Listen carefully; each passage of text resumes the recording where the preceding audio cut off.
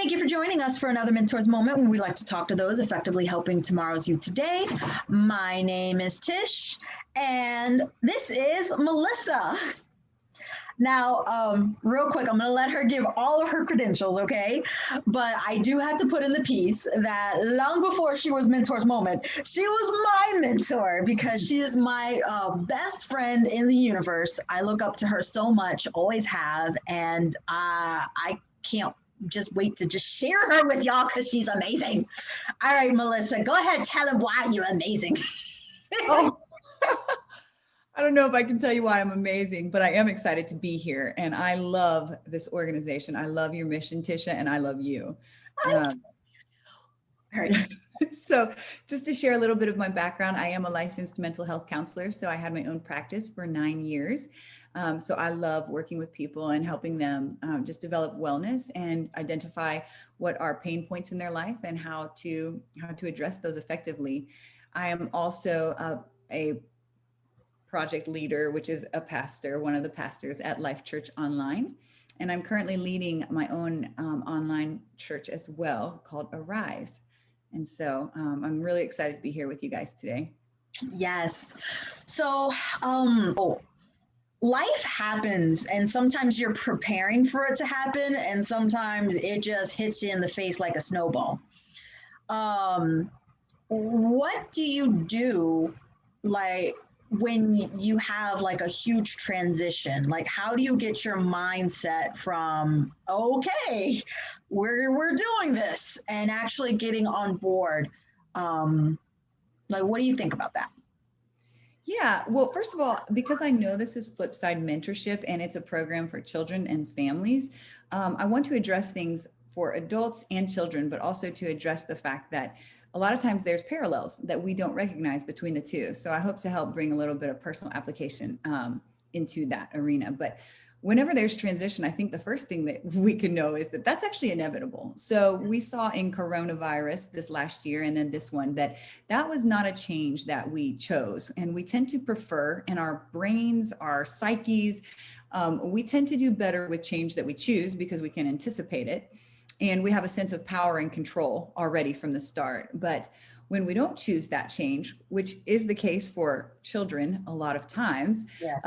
it is change that's put upon us, and we struggle a little bit more to regain a sense of empowerment or control or stabilization or normalization in our lives. Yeah. And so I think that we cannot choose always exactly how we are affected by it, but we can always choose how we respond to it. And that is probably an important lesson for adults and children. Yeah, as a matter of fact, on my Zoom call with the kids, like all month, we've been talking about responsibility and really showcasing that you can take responsibility. The one thing you can control is how you respond, and that every action has a reaction. And so you can't necessarily control other people's reactions and actions, but you can be responsible for your own.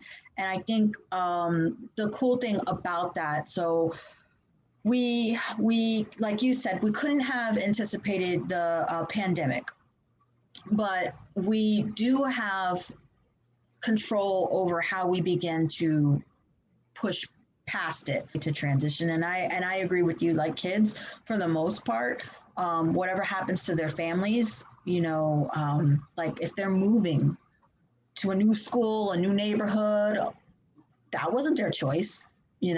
That's something that they have to deal with. And so what do you think are like good applicable strategies in teaching not only ourselves, but our children on how to face those kind of things? Yeah, I'm glad because I specifically want to target kids and how we can help them through crisis. And so I would say the first thing that's probably most important is to listen and to watch.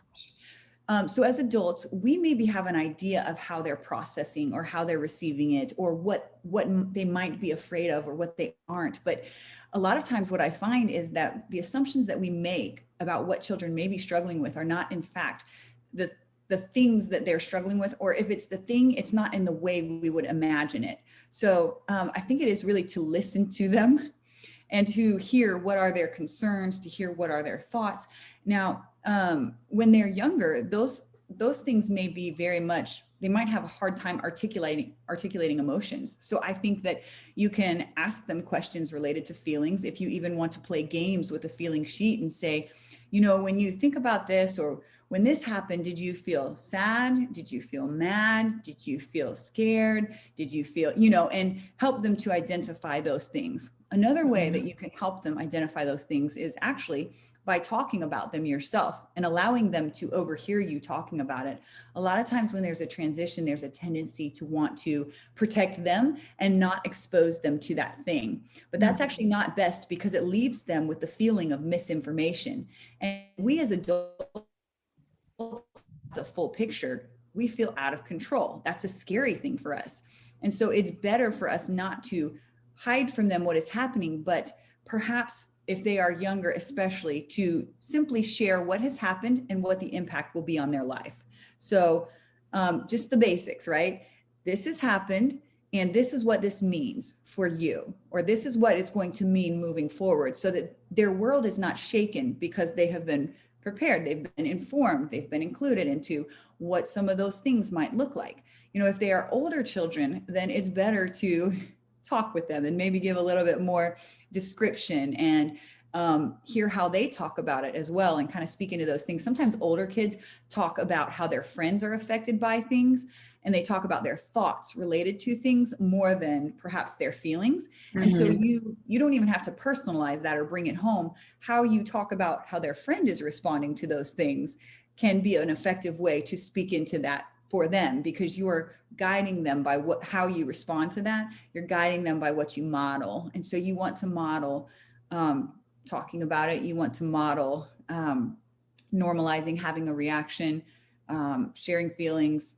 And speaking of normalizing things, it's really important to, as much as you can, maintain routines, because what happens in a crisis is, and this is children and adults alike, we have neural pathways in our brain. And when something is all of a sudden out of the ordinary, our brain literally registers error, error, error, error, error. And so if you can imagine a computer glitching, that is your brain, and that is your child's brain. And so if you can see how difficult it is to adjust as an adult, I think you can imagine that a kid having less capacity to manage themselves is going to take some time to deal with those error messages until some of those things become normalized. So some of that is understanding this is a process, not a one and done, but you can, as many things as you can keep steady and consistent, it will produce feelings of safety for yourself and for your child.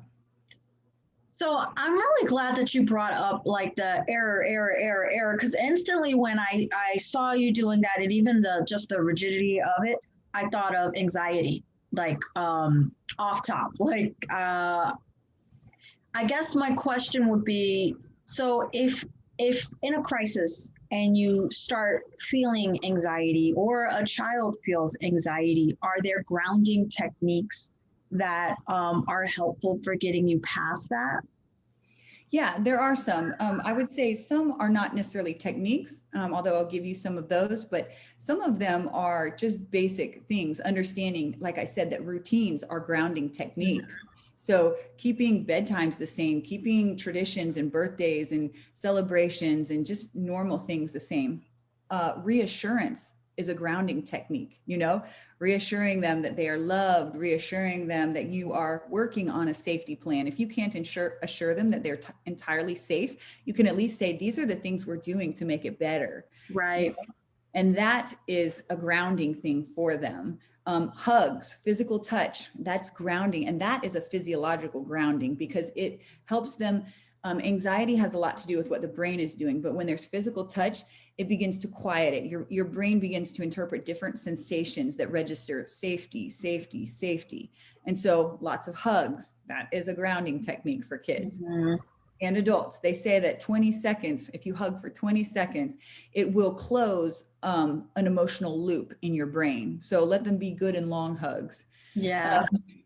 I think other grounding techniques, or they're not even techniques, but grounding things, is actually helping somebody else. removes you Yes. out of your crisis state. It shifts your brain out of danger, danger, danger into purpose, purpose, purpose, and powerful empowerment. And so helping somebody else is tremendously grounding for others, for kids especially. So um, other grounding techniques, I am a firm believer in God's presence and using him as a resource to put things in perspective and bring safety. And so prayer is a huge grounding technique for kids to be able to utilize that, and for them to understand that there is a control that goes beyond theirs. That says safety to a child, you know. Another grounding technique would be just simply to have them try to slow their breath down. This is easier for adults to do, but if you can maybe say, okay, just breathe in with mommy and do it with them. Okay, hold it, 1, 2, 3, breathe out.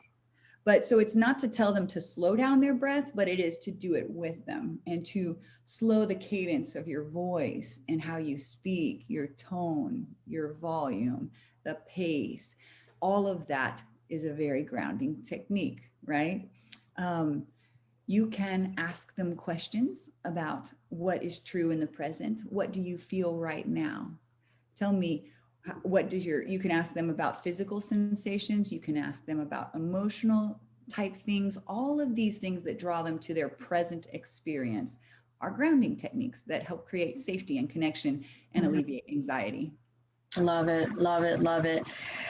With I mean, it sounds like one major pillar of it all is through communications and interaction. You know, whether you're hugging, whether you're talking, whether you're listening, whether you're, you know, so being engaged, I guess, to so that they are not the only ones, you know.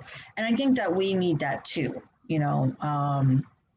So I've been saying this, but I know that a lot of the isolation for the children and adults has wreaked havoc on the mindset. Quarantine life is not an easy life.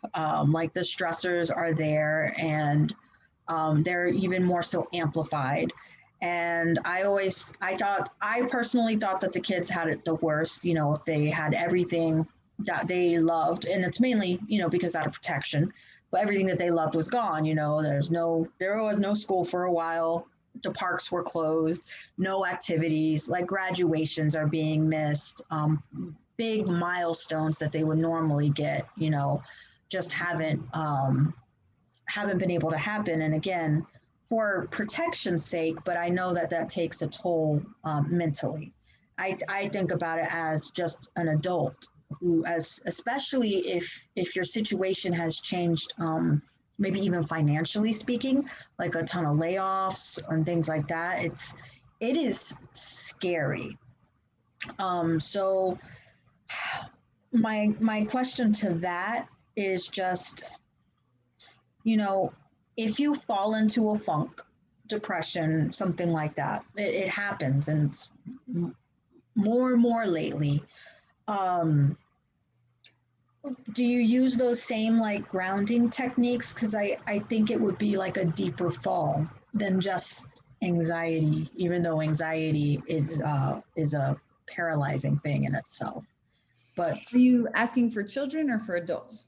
I'm asking for both, because for adults, it's paralyzing, but then for children, and I guess maybe I should recorrect it, because I guess in both, but I feel like it's almost like a deadly thing right now lately. Like more and more kids are committing suicide. It's a fact. And I don't want to, I hate speaking about things like that, but if parents are battling depression and their children are battling depression, like, is there a way to change the outlook, or what kind of reach should be taken to get out of that pit? Sure. I think for kids, we'll start there, that, you know, some helpful things is not taking the things that do bring them joy. So a toy, a device, you know, those things have meaning for them. And if you begin to take these when there's already been so much loss, and then you take those things that are significant to them on top of that, sometimes we don't realize the full impact of that. So I would say allowing them to have and this is not to say, oh, just be permissive and have no standards or expectations, but as much as possible, allow them to have the things that do bring them joy. And Right. because we need that serotonin, we need those hits of pleasure, not in an addictive sense, but just in a well-being sense. It helps us Right. physiologically and psychologically. Mm-hmm. And so I think also as parents, as much as possible, to be engaged with them in activities that they enjoy. So things that make you laugh and playing games and things that speak of normalcy, that Yeah. things that speak of fun, because it's easy to let the fun be gone since the connection is gone. And as often as possible, even if it doesn't produce the same thing as a hug or a physiological connection, allowing your kids to connect on FaceTime with loved ones, if those are the ones who you feel are safe, or with their friends, and creating special dates with their friends and activities for them to do together across the screen. So just kind of being creative can help. Yeah. For adults, when they struggle with depression, I would say that, there's a lot of strategies that you can address to try and improve those things. Some of that is the same as the kids connecting, right? You need probably that reassurance. You need probably people who are going to give you perspective, who are going to push you, give you hope, give you understanding. So it's a lot who you're surrounding yourself by, what you're feeding your mind is going to contribute to that. But because we mentioned earlier that whole process of error, there's literally a physiological experience that's causing the depression as well. It might be a natural brain response to how hard it's having to work. And so it's almost like depression is the flip side of anxiety. If you Mm-hmm. have a lot of anxiety, oftentimes it's paired. And so it's almost like if this is heightened, this is lower. And so in between is homeostasis, right? That would be middle. And they kind of compensate for each other. So they tend to go in pairs, not always, right? But you may want to consider getting medication. And this to me is not necessarily a first resort, but I think it should be on the table. And I know a lot of people are reluctant. They say, A, I don't have money for it. B, I don't want to be dependent on it. But the thing is, we're not trying to cultivate a dependency, but sometimes if it's just like if you're sick, if something else in your body is malfunctioning, your brain is an organ and it may need assistance if it's malfunctioning for a Yeah. time period or until you can stabilize it again. So I would want to put that on the list of options, that many more people are finding themselves in need for medication because they're struggling to function while they're waiting for themselves to stabilize. I am a strong proponent of therapy, and there's all sorts of online therapy that you can receive. And if you can't afford it, then you can talk to your pastor and see if they can give you a scholarship or a grant to go to a therapist, or you can talk to a therapist and ask if they will do a reduced fee for you or some kind of payment scheduling. So I would recommend those things. I think those are great options, but I do, and I'm actually really glad that you brought in the medication, because sometimes it's a very hard concept or conversation to have. So I appreciate you for not shying away, but just putting it on the table, because whatever's going to keep you mentally healthy should be on the table. I agree. My other one was like, so you've had to start over like a bunch of times in your life, even just like last year. Like Tampa, Miami, Oklahoma, Vicksburg, and like I guess my question is, when you are starting a new life, how do you shift it from trepidation to excitement to like, okay, Yeah. how do you manage all of that? It's a good question. I think some of it's probably temperamental, what you're asking. And so it's just a design thing that some people love change. Even if they struggle with it, they embrace it more easily than others. And I would say that I am one of those that definitely embraces it more easily. But in that process, there's certain things that I have learned have to be in place in order for a smooth transition. Okay, One, please. Yes. yes. So those are the things that I will share. One of those is my ever advocate and resource, prayer. I think externalization is a huge component of for everyone. Even if you're an introvert, if you externalize something in a book, that's a way of externalizing, but you cannot keep it inside yourself and be well. And so for me, prayer is an excellent form of externalization, and it's also a form of empowerment for the things that I can't change, because I believe that God can change Yeah. them. So I feel a security in that. Whatever the change is, I believe that the future is good, that I have hope for it because I know of his love for me. Yeah. You know, so that's the first thing that goes with me everywhere I go and makes things much, much easier. Okay. The second thing is a good support system. So you are numero uno in that for me, other than my spouse, right? And so I I talk about what I'm going through. I talk about everything I'm feeling. I talk about my fears and my excitements and my hopes, and just having somebody to give me perspective and somebody to share in that process with me makes it feel like I'm not going through it alone, you know, and the Right. feeling of aloneness is half the burden we bear through many of our issues. And so I don't make space for aloneness in my life, to invite that sensation in. Right. And I think the third is just the sense of, you know, the unknown can be exciting. I think the tendency is to say, if I don't know, then it's probably bad. And we may have had some experiences along the way that would lead us to believe that. We had something that we didn't expect or we couldn't control and it turned out badly. And so our brains, in the way they're made to work, say, oh, unknown equals bad. You know, it pairs those two together. But the truth is that if we were to also intentionally recall that a lot of unknowns have actually served us, and a lot of unknowns have been very positive experiences too. And so if we would just maybe not pre-decide and let our brains run in that autopilot, this is bad. If we would actually even pre-decide that unknown might mean something good, then we can feel it like an adventure, you know? I do know. And I definitely agree with that because I am known equals bad. So we've had tons of conversations where you had to shed light on like unknown means opportunity, you know? So I do have one, like, y'all don't know. Can I add one more thing to that? Yes. I think one more important piece is to understand and already have predetermined who you are going to be and how you are going to act across all time and space, because that becomes something you can control no matter what. That if you engage the worst case scenario, you say, this will still be true, this will still be true, this will still happen, and this will still happen. Those things are very grounding for us in the middle of transition. Yeah. Well, I was going to say one of your biggest strengths is that to me, you are like the ultimate connector. Ultimate all-time connector. Okay, like you are the person that people come to for joy and for light, and you embrace it. You know, you're a counselor. People pour out their stories and their thoughts, and you help guide them through. You know, you help guide them through all of whatever it is they're going through. And so, in this time of just isolation in general, I want to know, like, what would you give your best connecting advice? You know, because I think it's important.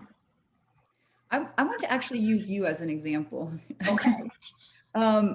Because when we first met, I was just telling someone this in a phone conversation earlier today. You literally said to me, I want to be friends. Yeah. You were very direct. You were very intentional. I knew what you wanted. And you said, can we meet sometime? Can we meet at a dog park? Can we go here? Can we go there? And so you made concrete plans and you were very proactive in your pursuit. And so I would say that if you are sitting at home and struggling for connection, it is not going to come to you. You're going to need to go and find that. You have to take initiative and advocate on your own behalf. And you also have to take initiative and advocate on your child's behalf.